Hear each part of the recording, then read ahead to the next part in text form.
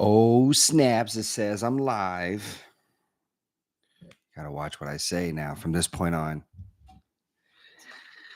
Oh, so I'm getting settled here on this. What's today? Tuesday? Wednesday? Wednesday morning, May 8th. Um, yeah, so I wanted to pop on and share a few thoughts, experiences I recently had while I was traveling to my first event of the year. It's kind of misleading, to be honest, because I'm saying my first event. I've done a couple of events here locally in Austin, but this was like the first time I've gotten on a plane and had to travel. Hey, John, what's up, man? You do it. Hey, JR, I love you, brother. John, what's up, man? Which, by the way, I realized I connected it, John. You were on Instagram, and I saw your comment this morning about me going live with your little GIF, which is really cool. You got that personal thing going on. I like that. Um, Put a laugh on my face, man. So appreciate that love. I always see you comment on my stuff on Instagram, so I know I don't always maybe respond, but I definitely see it, and just thank you for the love, man. Yeah. So needless to say, like, this is the first time I've been on a plane since mid-December, which was really odd for me. It's not usually the case. I'm usually on a plane pretty frequently, especially in the springtime and the fall. Those are the busy seasons for a speaker, especially for a speaker that is at conferences. That's when conferences tend to be rocking. So it was a really unique, kind of first time for me, just getting back on a plane, going to the airport. I was kind of like, I normally used to show up like 40 minutes before the flight took off. But because I hadn't done it in so long, I was out of practice. I was like, man, I got to show up like an hour and a half to an hour and 45 minutes early.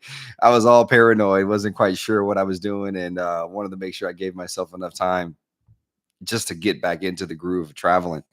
But it was a quick 24-ish hours. I mean, I literally left Austin at 5 p.m. on a Sunday, and then I landed back in Austin on Monday night at 9 p.m. So a little over 24 hours. And in those, in that day, in that 28 hours, whatever it was, 29 hours, like, I had some really beautiful experiences and some beautiful reminders. And that was the reason why I decided I wanted to go live today, just to be able to share those things and just kind of talk it out. I'm one of those people that when I feel something, I got to be able to get it out some way. And as much as I enjoy writing, sometimes writing just doesn't quite get everything out because it just kind of it slows me down sometimes with my thoughts, and my brain definitely works pretty fast. So I figured this would be a great opportunity for me to jump on and just kind of chat it out. But what is this? I'm trying to move something out of the way. Get that out of here. Um, so so anyways, so this is where it started. So my event was in Fort Lauderdale, and um it was one of those last minute events that popped up. I don't know what happened. Somebody else canceled or whatever, or they decided last minute to book a speaker for this session. But anyways, I get on the plane. I was going to connect through Atlanta because, of course, that I got to rock with Delta. And even though there's probably nonstops on other airlines, it's not really my jam. So I just figured I'd rock with Delta. And even if that meant I had to connect, I was willing to do that. And so I connected in Atlanta. But our flight leaving Austin was delayed because of the aircraft that came into Austin was delayed. So, here we are now affected by this. And so we get to Atlanta probably about 35-ish minutes after our anticipated original arrival time. And what happens is I'm close to my connection, and I think I'm going to miss my connection. So I open my app, my Delta app, I look on and to see the status of the flight, and I get a notification that Delta's like, "Hey, we booked you on another flight. We booked you on a backup flight because we're not sure if you're going to make it." So before I accepted it, because again, I'm out of practice, I was like, let me just call Delta while I'm on the plane and we're taxiing in. So I called Delta. I'm like, "Hey, listen, I see that you guys moved me to this flight that is now departing Atlanta at 10:45, getting into Fort Lauderdale like 12:30 in the morning, just after midnight. But it to the gate to catch my original connecting flight, which departs at 9:25, and it's like 8:50 right now. Is there still a seat for me? The gate eight, I mean, the rep on the phone was like, absolutely, there's a seat for you, but we just went ahead and booked you on a backup. And I was like, cool. And I remember that's how it works, but I just wanted to confirm. Like I said, I'm out of practice. So I was like, cool. So we taxi. I mean, there's a plane in our gate. We got to wait a few minutes, and we, finally get off the plane. And I'm like, I'm booking it towards this terminal, Terminal A, and I'm in Terminal B. And if you know anything about the Atlanta airport, I mean, it's like good luck. It's like getting from one side of like LA to another side, or Atlanta, or Houston, or any big city that has a lot of traffic. And I'm on my way, and I was like, let me look up on my app the like what the status of that flight is, right? So I look it up, and as I'm walking to the gate, I see that it's delayed. My original flight is delayed from 9:25 now to 9:50. So an additional 25 minutes. I'm already at Terminal A. I just got to walk down to whatever the gate is. I'm like, oh, I'm good. I got plenty of time. This is great. So I call Delta again while I'm walking to confirm that, in fact, the flight is delayed. So I call, I get on the phone with the rep. The rep's like, yes, the flight's delayed 25 minutes. And I'm like, great. And I was like, so I'm going to be able to make it on this flight. And I say, just confirming, like, I do have a seat. Now, a lot of you are probably like, why are you asking again? Are you uncertain? Is that not the normal process? No, it's sort of that saying where it says trust but verify, right? And I just, yes, the previous agent told me, which was probably like 7 to 10 minutes before, told me, yes, I had a seat. And that's the way it's worked in the past. However, I just wanted to confirm. So she says, no, you don't have a seat on this flight. And I was like, what do you mean? And she's like, you don't have a seat on this flight. And you've been confirmed on the later flight. And I was like, I just talked to the rep, and he said that I had a seat on this flight. And she said, well, things change. Just like that, things change. And I was like, gotta take a deep breath, right? Because it's not her fault, right? I just jumped on the phone with her. So I said to her, I said, ma'am, as I'm walking still, I said, ma'am, I'm not trying to take this out on you. I'm not trying to, displace my frustrations on to you. I was like, clearly not your fault or whatever. I was like, but it's just frustrating because I just spoke to somebody. I was just told this. I don't know why I would have been bumped off of the flight, especially considering the flight's delayed. So I clearly can make it. And she's like, I don't know, whatever. She's really short about it and just kind of like unempathetic. And it's even more frustrating because I'm like, then this lady's not even, she doesn't even care. She's not even listening. She doesn't matter. It doesn't make a difference to her. So Delta has this thing that every time you call and you speak to a rep, as soon as you end the call with them, they say, we're going to now pass you on to this survey. It's a 1-question survey. And the survey asks you, if you owned a business, would you hire the previous representative on a scale of 1 to 5? 1 being no, 5 being hell yeah. And so as soon as the agent on the phone says to me, she's like, all right, well, the only thing I can tell you is just go to the gate and talk to the gate agent. I was like, okay. So obviously I didn't feel she was very helpful or very supportive or empathetic or any whatever word you want to use. I just kind of felt like she was just like, nope, sorry, it is what it is. Things change. So before she hangs up, and then I was going to be queued to the survey, I said, kind of mumbled out, I said, well, let's see how that survey goes. Obviously, I know what I was implying, and she clearly knew what I was implying. So then what happened? Do you think she queued me to the survey? No, she did not. Did she hang up on me? No, she did not. This is what she did. She put me on hold. And she put me on hold for, oh man, for, like 10 minutes because I walked to the gate. I spoke to the gate agent. I said, hey man, I was originally on this flight. For some reason, they bumped me off. I'm on a backup flight, but he looks and he's like, yeah, man, unfortunately, you're not on this flight and there's no seats. So of course I'm frustrated. I'm still on hold listening to the Delta music. And then needless to say, at about 10 or so minutes go by and I was like, well, I got time. I'm going to go hang out at the Delta Club. So I get into the Delta Club and I'm frustrated because I'm thinking to myself, man, I could have made this flight. Now I got to sit in the airport for an additional hour and a half. Like, this is ridiculous. So instead of just sitting there saying, well, it is what it is, and just being pissed off about it, what I did is I called Delta back and I said, I want to speak to a manager. I want to speak to a supervisor. So I finally get on. I explain everything that transpired. The supervisor's like, we're so sorry. You're absolutely right. You should have never been bumped off of that original flight.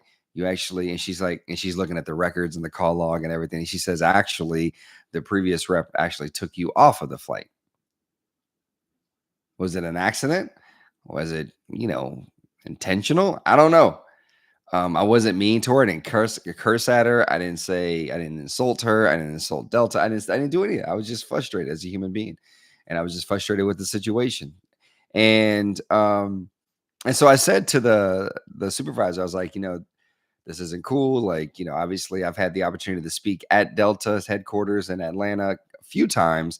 And this is definitely not the Delta way, right? This is not what makes Delta Delta. And this is not why I've decided to give you guys my business pretty exclusively for the last God knows how many years. And she's like, no, you're absolutely right. So what she does, she puts in a report. She sends she said a ticket. She sends the ticket up to that lady, that agent supervisor, and for them to have a discussion with her, pull the call, and essentially use it for training. But here's the couple things that I took away from that. Well, the supervisor says, obviously we're very sorry about this. This isn't right.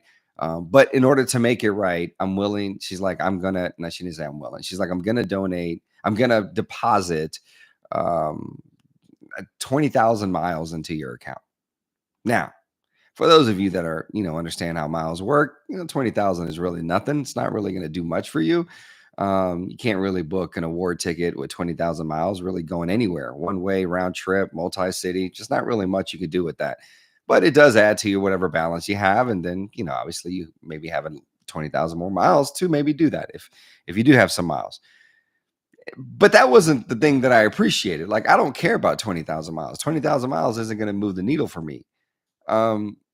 But it's the principle, right? It's the fact that this supervisor was like, listen, you're absolutely right. You're valid to feel the way that you're feeling.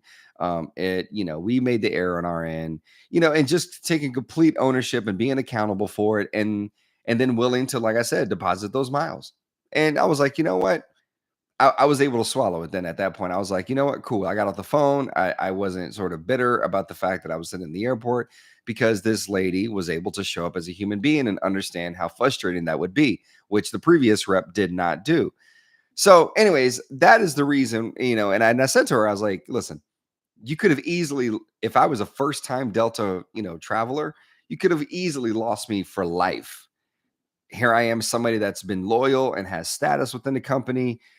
You could have easily just, I could have veered away and said, you know what, forget this. I'm done with these guys. Whatever. People, make those rash decisions, emotional decisions. I did not choose to do that. And I think what helps is when you have an employee that is willing to say, hey, my bad, our bad, we're going to make this right. Now, if I was a first timer, I'm saying, you know what, that's cool. The company was willing to do that. If, as someone in my status, I'm going to, be like, that's why I love this company, right? I'm going to continue to come back because they're willing to find a way to make it right. So that's one thing that happened on this trip. Well, I get to Fort Lauderdale. I'm going to speak at this conference for TD Bank. Now, that's not my bank. I was asked to come in. They really wanted me to talk about, just the way that I've sort of overcome a lot of adversity and navigated a lot of these different spaces that I've been in. And I took the stage. It was a fun crowd. I had a lot of fun, was joking around, doing all this stuff. And it's just one of those things that you never know when you walk into one of these ballrooms, what's the vibe going to be like, right? You can have a call prior to, getting on a plane and going to the event to learn about the group, and they can learn about you, and you can kind of have an exploratory call about messaging, but you're never really sure what's the vibe going to be of the audience, right? You're talking to the organizers, you're talking to the executives, and the executives or the organizers can be really flat and dry. And then you get into the ballroom and you're like, man, these people are rocking. These people are fun. These people have good energy. Or vice versa. You can get the people on the phone that have great energy, and you get in there and these people they're not engaging, right? They're not really, doesn't mean they don't like what you have to say. It's just like, that's not their personality. So you never really know what you're getting into when you walk into one of these spaces. But I walk in and it just feels like a party. Like, right, even the promotional material they have around the hotel as I'm walking to the convention center, I'm like, man, it just feels like a good, fun, high energy event. Well, they were talking to this guy on a stage and he was being interviewed, and I didn't know who he was. And so I'm standing in the back of the room and I'm getting mic'd up, and that session ends, and they were gonna have like a quick, like, 10-minute break for everybody. So everyone can go use the restroom, grab something to drink, snack, whatever. So this gentleman that was on the stage, he comes over to me as he's taking his mic off and he says, "Hey, I'm sorry, I'm not going to be able to stick around for your session." And I was like, "Yeah, no worries." I didn't know who he was. And I was like, "No worries." And he says, "But I have to jump." And I said, "No worries, safe travels." That's what I said. And I talked to a few people in between before my session starts, and people are just talking about how they've been with the company for X amount of years. People are talking about, how there's a MCs, the two MCs are, I think they're by trade maybe comedians. I'm not really sure, but they definitely should be. But they essentially like MC the whole event. They're like, man, we've been doing this for like 9 years together. We love doing it. Like, we kind of at this point, like, almost like we'll do it for free just to get to come back. So all that stuff, I'm like taking all that information in, and I'm like, okay, this is a great culture, right? This isn't something that is just, like within a few people. This is a culture thing. This is within the company. So I take the stage, have a great conversation. At the conclusion, we were going to do a Q&A, and they set up two mics in the aisles. And this one lady gets up and she says, "Hey, I don't really have a question. I just wanted to say something, make a statement." I said, "Yeah." And she says, "I just want to thank you for your remarks. Thank you for what you were talking about. Thank you for your willingness to talk about this stuff." And she says that she had recently just gotten out of an abusive relationship. And the person that she was in a relationship with is like apparently just got convicted or something like that. And she's sharing this really intimate, personal, aspect of her life. And I know it's heavy and I know it's hard to do that in front of, even if there's about they estimated around 675 people in this room, whether half of them or all of them or not. Like, it's still one of those things. It takes a lot to be able to stand up and to be able to share. And what I loved is after she shared that, immediately the crowd, the audience just stood up and just started clapping, just started like cheering her on. And I was like, man, this is really cool. So she finishes, she sits down, everyone sits down. I said, hold on, I want to bring attention to that real quick. First of all, I said, I want to applaud her for being so courageous and brave to be that level of vulnerable, to be willing to share. And I was like, I just want to applaud you. And I said, but I also want to applaud the rest of you about how you showed up for her, about how you received her and supported her and encouraged her. Like, all that matters. I was like, because you can have someone that stands up and is ready to share and talk about some shit that's gone down in their life. But if the people around them, the space around them doesn't really receive them, guess what that potentially does? That gets in that person's head. And now it says, I never want to share anything else again. I never want to talk about anything else again. So I'm just not going to do it. So it was this really beautiful, like, synchronicity where it was like this, like, hey, I'm going to do this thing, but we're going to support you whether we know you or not. And so, I highlighted that and I was like, man, that is really cool. Like, how people were willing to do that. Of course, I had the lady that spoke, I had her like, what would you say to everyone that immediately started clapping and encouraging you? What would you say? And she was like, thank you. She's like, that's why I love this company and it feels like a family. And I've been here for, I forgot how many years she said. And I was like, cool. So, I get off the stage, doing a quick little meet and greet. And then a couple of the organizers are like, hey, listen, the CEO would like to meet with you. And I was like, all right, cool. No big deal. I got a few minutes before I head back to the airport. So they escort me through, you know, uh, different back alleys of the hotel. Everyone talks about how glamorous it must be to be able to be at these hotels and, go to these spaces and the events. And I'm like, listen, to be honest with you, they're taking you through the kitchen, they're taking you through the dock, where all this stuff is. It smells like whatever. It's not that glamorous, but needless to say, like, I end up going into this part of the hotel where it's downstairs, and there's these two rooms that are little small meeting rooms, and the doors are closed, and there's all these personnel around. And The lady says to the guy that escorted me there, she says, well, he's on a call right now. He's going to wrap up and then he has to immediately go to this room to jump on another call. So that'll be the opportunity for JR to talk to him in between those two calls. And I'm standing there and I'm like, I didn't ask to talk to him. Like, apparently he asked to talk to me, or somebody just thought it was a good idea. So I was like, I don't want to inconvenience anybody. Like, it's not my choice. Like, I didn't choose this. But I was like, whatever. I just kind of stood there, waited, and chatted it up with the other staff. And then all of a sudden, the door starts to open and he walks out. And he's like, hey, man, just thanks for coming down. I just wanted to spend a few minutes with you. And he's like, come on in. So he takes me back into that meeting room. It's just the two of us. Well, it was the guy that was on the stage when I walked into the space, into the ballroom, the one that said, I can't stick around for your keynote. I'm sorry, but you know, um, and so I'm like, oh, this is the CEO. So we sit down and we probably talked for about, I don't know, 10 to 15-ish minutes. And he's like, man, talk to me about, your story, talk to me about life, talk to me about all this stuff. So we start just really rapping. He's asking me a lot of questions. I'm answering them. We're really expanding on certain thoughts. And, just it was just a really good conversation, like really healthy conversation. So I'm like, I feel good about it. And then, like, all right. And I said to him, I was like, all right, well, I don't want to hold you up because I know you got to jump into the other one and jump to another meeting. I was like, so, I'll let you go. And he's like, "Yeah, no, I appreciate it." He's like, "We're definitely gonna stay in touch and whatever." So I walk out of the room. They want us to take a photo. We take a photo, and he goes into the other room, and I go back to my hotel room, grab my stuff, and head to the airport. But as I'm going to the airport, I'm sitting there thinking about that exchange, and I'm thinking about like, man, like when I walked into that ballroom, remember I said I felt the energy when that lady stood up and spoke and just shared something really personal and heavy, how the audience received her. And then this CEO's pulling me off to the side in between two, which I'm assuming very important calls, and yet he's pulling me into the space and he wants to have a conversation with me. I'm thinking to myself, that's why. Okay, that's why. That's why this company, this brand is successful.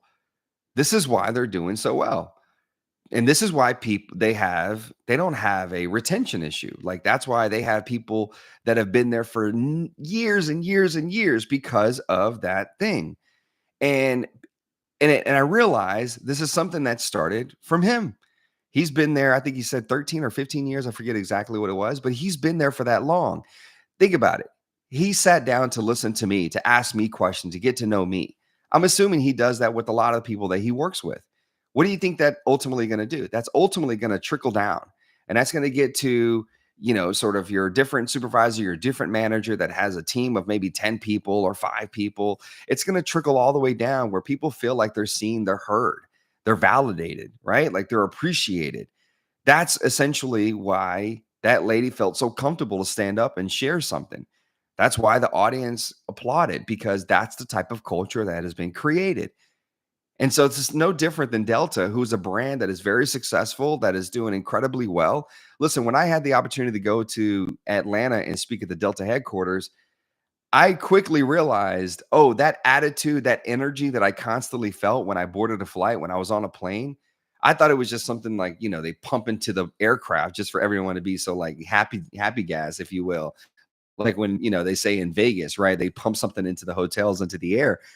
But when I got to Atlanta, I realized, oh no, this is something that is literally culturally established within the company. Whether you are directly interacting with the consumer or not, this is everybody has this attitude. Everybody shows up this way.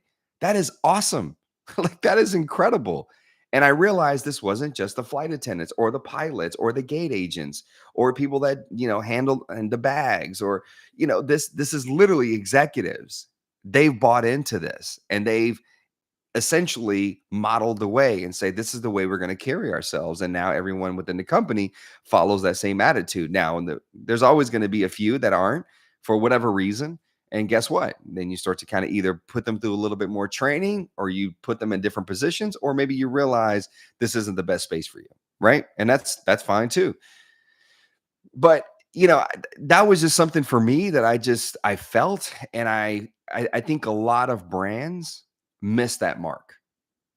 I think a lot of brands miss that mark. They miss that mark of how important it is because we just look at people as you got to go do a job. And yes, when people sign, when they sign their agreement, they're going to do a job. They understand this is what their job description, this is the scope of work, this is what they have to fulfill, this is their responsibility. And they do those things, right? Like, I get it. You got a job to do at the end of the day. But it's also important as leaders, as peers, as colleagues, whatever word you want to use, to be able to show up for the people that you work with and to be able to receive them and help them navigate whatever it is they're navigating in life, whether it's personal, whether it's professional. I mean, this is something that you don't just wash your hands of it, right? It's not, it's just literally something we all have to be committed to. And so for me, it was one of those things that I feel like a lot of brands miss that mark. I feel like a lot of executives don't embody that. I feel like a lot of people don't, lean into that. I feel like I don't know.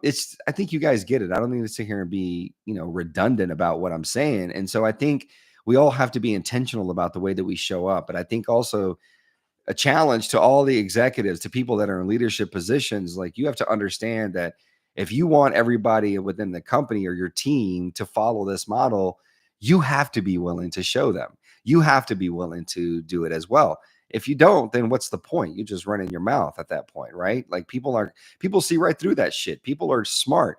They feel they can feel when you really mean it. They can feel like when you're really being honest about it, when you actually believe in it, when you model it. They feel that stuff. And the minute that you decide you're not going to do that, people see right through that stuff and they tap out and they're like, nah, either they leave because this isn't the right culture for them, or they just show up and just do their job, which is almost worse, right? And much rather have somebody just leave and go somewhere else and you can find somebody else to take that position versus just having somebody be like, it's just a job. I'm just going to come up and just show up and just do my job. Because then now that attitude and that energy becomes toxic, right? Now that is now portrayed out to everybody else that they have an interaction with, whether you speak or not. Just by simply being in the space, people see that person's attitude and then it just starts to carry over. Now you inherit that. Now you got a team or an office of people that just aren't excited about showing up. But it's also too a challenge to everybody, like whether I don't care what your job is, entry level, whether you feel like, oh, what I do at this company isn't that big of a deal. Like you have to also understand that the most basic form of leadership is modeling the way. So how do you show up every single day? Okay, leadership may not be the greatest. Okay, they may not implement certain things. You may not, you may not believe that they really care about you and what you do or whatever. That's cool. That's fine. But you know what? You show up and you change the narrative, right? You change the discussion. And for me, I think that is the thing that a lot of people don't quite buy into. They just start to look at everybody in sort of the leadership position and think that they're going to take care of it. They're going to handle it. It's their responsibility. No, it's all of ours. It's all of ours to try. Now, over time, if you feel like, okay, this isn't working, it's not clicking, and it's sort of depleting you and draining you, then yeah, maybe it's time for you to leave to go somewhere else and take that attitude that you have somewhere else. And that another company, another brand that's going to appreciate that and then say, yeah, we want to follow this individual. But until then, you got to be willing to try. If not, you're just going to be complaining about other people, yet you're not doing anything different either. So just saying, there's two ways to look at that.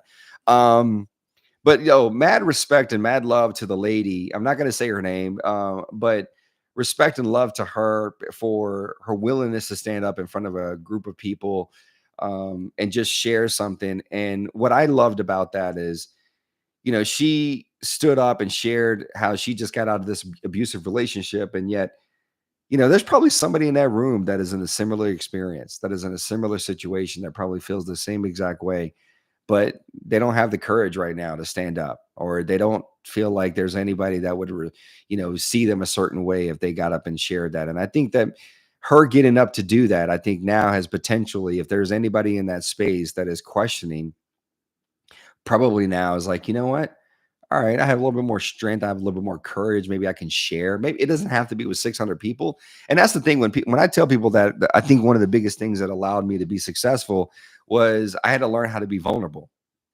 But that didn't immediately mean that I went out on TV and I started talking. That didn't immediately mean that I went into audiences of 600 to 2,500 to 30,000 people and just started dumping all this stuff out. No, it started really in a lot of cases one-on-one conversations. And I just sort of tested it there. And then I got some validation and I got some, okay, cool. This is like actually feels good. And then it ventured out to like, okay, I'm gonna try it with 5 people. Okay, I'm getting some validation. I'm getting some, okay, now I'm gonna try with 15 people. And I just kept, increasing. But you got to start somewhere. You got to start somewhere. And eventually I worked up to a point where I know that if I share something on TV or if I share something in a big ballroom of filled with people, yeah, there's going to be some people that aren't going to like what I probably share. There's probably going to trigger them on some level. Well, guess what? That just means that there's something that they got to work through. But I've also realized that there's going to be more people that are going to receive me and support me and encourage me than anything. So that lady standing up to do that, I think it's awesome. And so I just remind everybody that is watching this right now. I mean, because there's like 5 million people watching live right now. There's not. There's a couple, and I appreciate those couple that are here. But my point is like, and that's another point too. And I mentioned this when I was on stage. I said, because someone did ask me a question about speaking, and I said, when I started my speaking career, I had this belief that the minute I stepped off of the stage, if there were 675 people in the room, 675 people had to walk out of that ballroom feeling like, yeah, I'm inspired. Let's go. And I would find myself trying to force 675 people to feel that. And the reason I'm saying that number is because that's how many were in the room that I recently spoke at. But I eventually evolved and understood that it's not gonna hit everyone the same way because everyone's in different spaces in their life. So for me, it was just a matter of I changed my approach, and my approach was now I just got to impact one person. One person. Now, I like to believe that I probably helped that lady stand up and share that, the truth about her life and her journey. Now what's gonna happen? Now she potentially is gonna inspire someone else. Now that person is gonna go do something and inspire. And just think about how it's just one person at a time affecting people. As much as we would like to, I would love to have impacted every single person in that room in that moment, and they all go out and reach. Each one of them reach 675 people. It's not how it works. It's not how it works. And so it's just more just like, and I could tell you how important that is and how much that probably meant to that lady because I've been in that situation where I've had to like be vulnerable and share some things, and people stood up, and the way that they embraced me and the way they received me, even if they didn't understand it, they didn't have to understand it. They connected with me as a human being. And I think that is the sort of the theme throughout these 3 experiences that I shared, that I witnessed in 24 freaking hours of how at the end of the day, that Delta advisor just showed up for me as a human being and said, listen, we get it. You're frustrated and you should be frustrated. How that individual at the CEO at TD Bank, literally said, hey, I'm going to show up as a human being. I want to learn. I want to talk to you. I want to get to know you. He didn't have to do that. I was done. I'd earned my money. I fulfilled my commitment. Wash your hands. I'm done. Move on to the next thing. Yet he was like, no, let's carve out some time. The way that this lady stood up and spoke and shared, and then everybody showed up for her as human beings. That's what it's about.